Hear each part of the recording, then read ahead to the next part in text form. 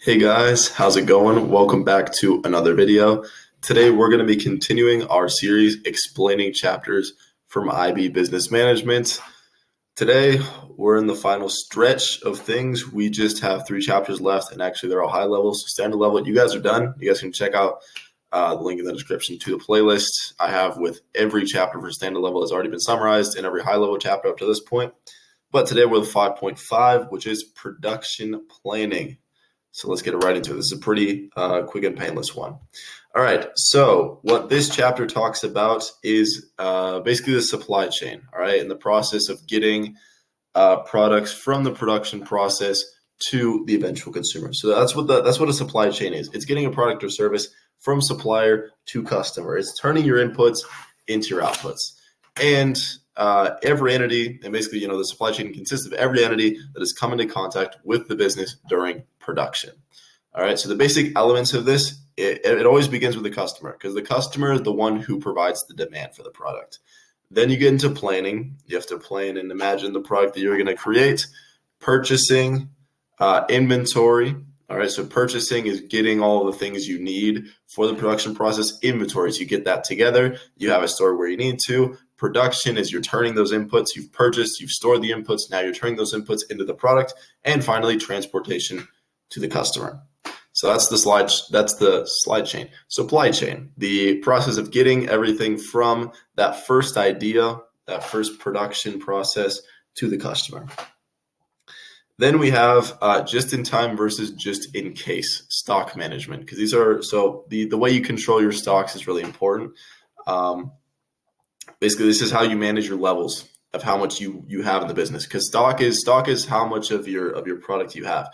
And what you want to avoid with your stocks is having too much or having too little. So too much is called stockpiling, too little stock out. Stock out means you run out. Stockpiling means you have this excess.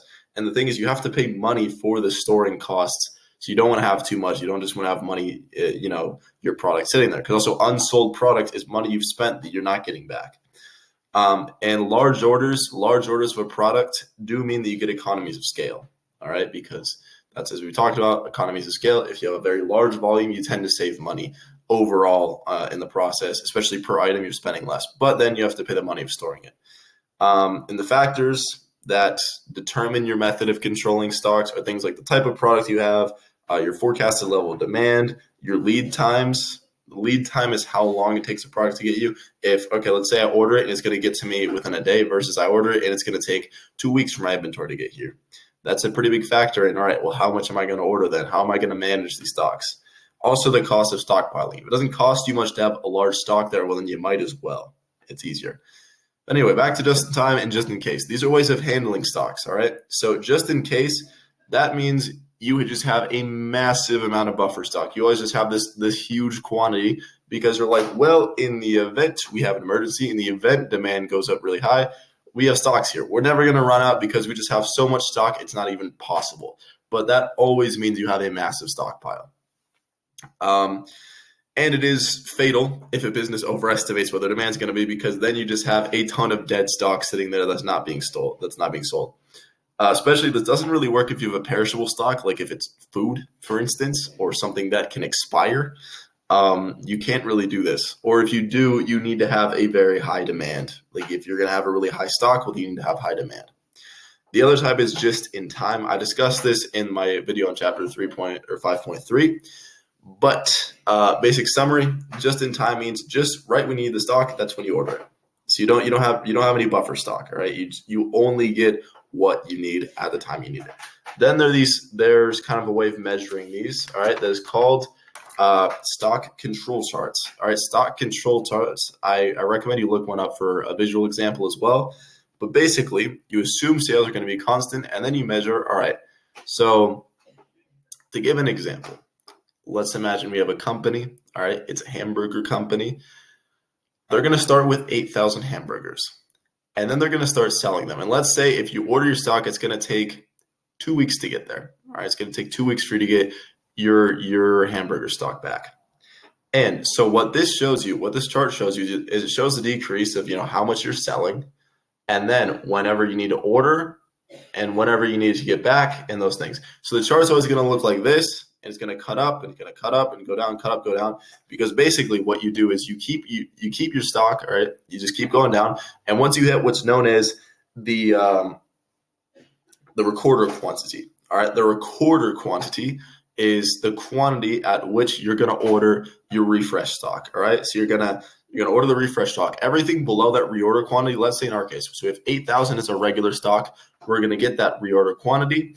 And then let's say we're going to make it 2,000. All right. So at 2,000, it's like, all right, let's order some new hamburgers.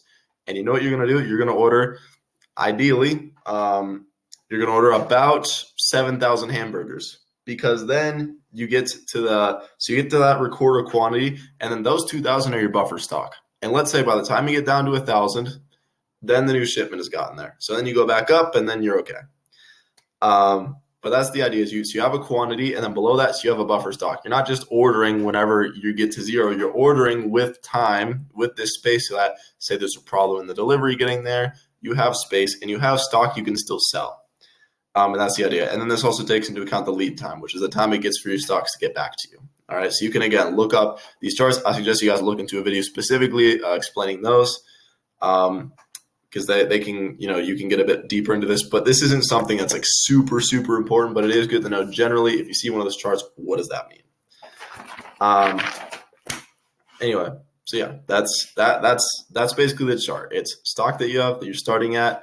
You get down, once you get down to your recorder level, then you reorder the new stock, and you have this buffer stock to keep up, and then you keep going down, and then you get your reorder and you go back up. And hopefully, and you have this kind of level you want to be at, which is like 8,000. So you want to order enough that each time you get your refresh stock, you're back up to 8,000, and you order the amount that you need to. All right. So then the next one is capacity utilization rate. This is actual output divided by productive capacity times 100. That's the formula. All right. This is an equation. So this is just showing your firm's efficiency. It's the percentage of your potential capacity that you could use that you're actually using. Ideally, you want a high, they call it a CU. That's how you abbreviate it. You want a high CU because that means you're using most of the capacities of your company. You don't just want to have a large capacity to do things and you're not doing anything, right? So you can improve your CU with marketing, with subcontracting, or reducing capacity. Marketing because you increase demand, subtracting and reducing capacity because you're reducing what your productive capacity is. So you're sending it to other people. Or in the case of reducing capacity, you're just straight up reducing what you can do. Either way, you would like to just be, whatever my capacity is, I'm using it. Because that way, if you have more capacity that you're not using, that means you're spending money to have this ability, because that capacity is usually in the form of, all right, with this equipment and with this amount of people and this, whatever, I could in theory do this. So either let me produce to that capacity of all the money I'm spending, or I reduce the amount of money I'm spending so I keep my current level of production, and then we're all good. And a high CU means you're working near what your capacity is. You're working at a high level. The only danger of this is that it means you don't get a rest. If you're working like at 100%, it means you're constantly spitting things out, which means machine breakdowns are more likely, stress and burnout are more likely, things like that, because you're just working at your peak that you can be working at. Then there's productivity rate. That is total output divided by total input. This is showing just how efficient your production process is. And efficient, I mean efficient in terms of material, all right? How many of your inputs, what percentage of your inputs end up becoming outputs? That's really what this equation tells you. Ideally, you want to have as high as possible. You'd like all of your outputs to become inputs. It usually is not 100%, but it can be close. And you can increase this with training, innovation, technology, and motivation to make it so that your production process is more efficient in terms of the materials. Finally, the last part of this chapter is cost to make and cost to buy. All right, this is a quantitative analysis that a customer can do to decide whether or not to buy a product. Cost to buy is literally just the price by the quantity. So let's say I want to buy 2 hamburgers for $5 each. All right, $10. There you go. So that's my cost to buy those hamburgers. And then you look at the cost to make. That's fixed cost plus the average variable cost times the quantity. That sounds like a very complicated, but let's say, all right. So let's use a different volume for this to make more sense. Let's say I was going to buy 2,000 hamburgers for $5 each. All right, so that's $10,000. Now say this location, they're spending $2,000 on rent, and then each burger costs them $1 to make. And so I'm buying, as you said, I'm buying 2,000 burgers from them. Okay, so 2,000 plus a 2,000 rent, so that's 4,000. 4,000 is the cost to make. 10,000 is what I'm paying for it. Does that seem like I'm getting a fair deal? Probably not. I'm paying $6,000 more. I'm paying almost double the cost to make it to buy it. That's an extreme example, but you guys understand me. So that's a way that you can kind of use to figure out. And this is also if you're a retailer, maybe thinking of buying a product. It's a way of comparing, whether or not, all right, should I get this stock? Should I get this stock from this supplier? Should I get it from this other supplier? It's a way of kind of making that comparison. Or you can also negotiate prices. Because if you know what the cost to make is, and hey, I'm getting ripped off in what you're paying or what you're charging me for, all right, well then I'm going to pay less. And you can either give it to me for that price, or I'll buy from somebody else. And so you can use that as a negotiating tactic. I guess I probably presented this wrong. It's not really consumers that are going to do this. It's more, this is within the production process. But it's also a comparison that regular consumers can do if they want. And with that takes us to the end of this chapter, guys. We only have 2 left. Hope you guys have enjoyed. If you have any questions, do leave them down below. And know that 5.7 is going to be a live stream tonight. So it's just 5.6 I have to do, and then that will be a live chapter. So I hope you guys have all enjoyed. Do come to the live stream if you have the time. And with that, have a fantastic rest of your night, and good luck with your studies. Thanks for watching.